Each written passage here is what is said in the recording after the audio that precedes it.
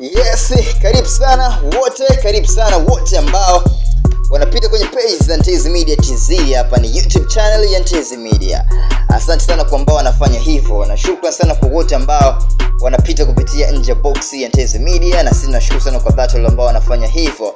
Sasa baada ya mchezo wa leo wa Simba dhidi ya Mashujaa pale KMC Complex Mwenge Dar es Salaam, mnyama Simba mpelekwa jijini Tanga. Kwa taarifa za ndani kabisa, huenda mnyama Simba kaenda mkoani Tanga pale ukipiga na JKT Tanzania, kwa sababu uwanja wa JKT Tanzania unafanya maboresho wa Meja Jenerali Samuyo pale Mbweni jijini Dar es Salaam. Kwa hiyo taarifa za ndani kabisa zinaripoti kuwa huenda mnyama Simba akakarimiwa ugenini pale Tanga kwa wazee wa barabara ya 11 pale Tanga, mkoani Tanga pale Tanga, pembezoni mwa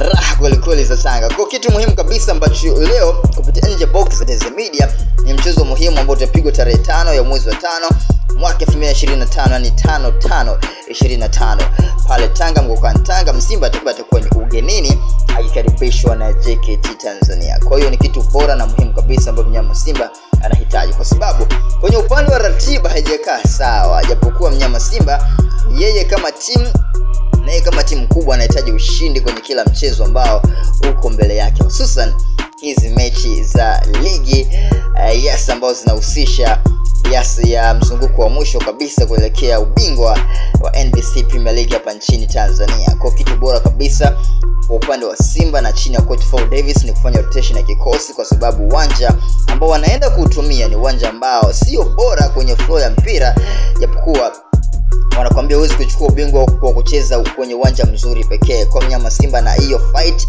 ya kwenda kupambana pale mkoani Tanga ukipiga dhidi ya JKT Tanzania, Wilson Nango, John Boko, Shiza Kichuya, Said Ndemla na Hassan Kaparata chini ya kocha Ahmad Ali, ambao hawa walifanya bora kabisa kwenye mchezo wa kwanza pale KMC Complex Mwenge Dar es Salaam, na mnyama Simba akatoa macho kweli.